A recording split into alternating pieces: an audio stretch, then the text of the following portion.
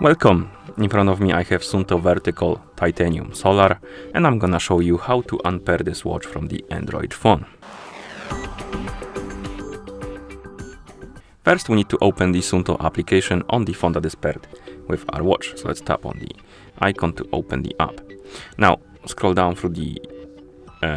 actually let me close this app and reopen it. So once you open the application, you should see the home page. Now you can tap on the watch icon right here to open the device page, and on the device page you should see your SUUNTO Vertical. Now scroll through this page, find the option called Manage Connection, tap on it, and then tap on Forget. The watch will disappear from the device page. You can close the app. Now we can open the Bluetooth settings on our phone, so press and hold on the Bluetooth icon, and here check if you have the SUUNTO Vertical right here on the list of devices. If it's not here, you can close the settings. If it was here, you can tap on settings icon next to the SUUNTO Vertical, tap on forget, and forget to remove it.